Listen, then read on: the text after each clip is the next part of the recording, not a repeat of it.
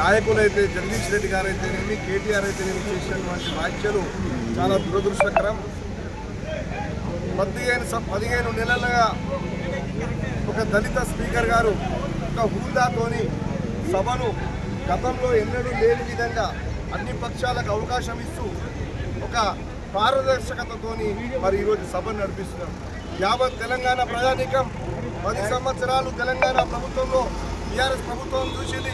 ఏ విధంగా అణచివేతకు గురి చేసిరు, అన్ని వ్యవస్థలను నిర్వీర్యం చేసిరు, శాసనసభను నిర్వీర్యం చేసిరు, పోలీస్ వ్యవస్థను నిర్వీర్యం చేసిరు, జ్యుడిషియరీని నిర్వీర్యం చేసిరు.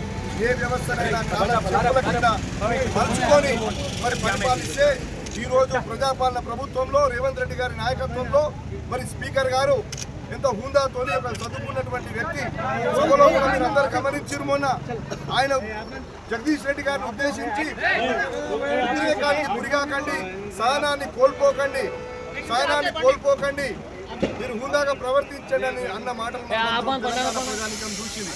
అలాంటి వ్యక్తిని వెంటనే నీ జాగీర్ కాదు అని ఏకవచనంతో ఒక దళిత స్పీకర్ మాట్లాడినటువంటి సందర్భాన్ని మనం చూసాం.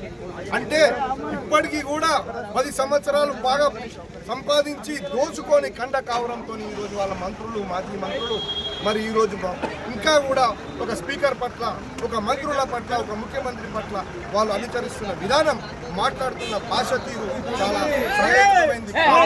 కాబట్టి తెలంగాణ ప్రజానీకం అంతా గమనిస్తుంది.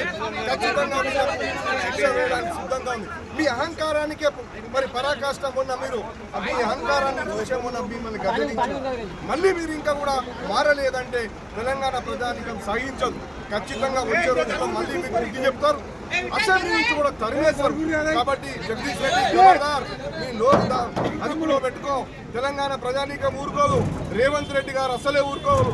రేవంత్ రెడ్డి గారు ఇట్లాంటి అప్రజాస్వామిక చర్యలను సహించరు. కాబట్టి నోరు అదుపులో పెట్టుకొని మెదులుకోవాలని విజ్ఞప్తి చేస్తూ, మళ్ళీ ఇలాంటి పునరావృతం అయితే తెలంగాణలో ఉన్న ప్రతి కాంగ్రెస్ ని మిమ్మల్ని తరిమి కొట్టాలని హెచ్చరిస్తూ సెలవు తీసుకుంటున్నారు.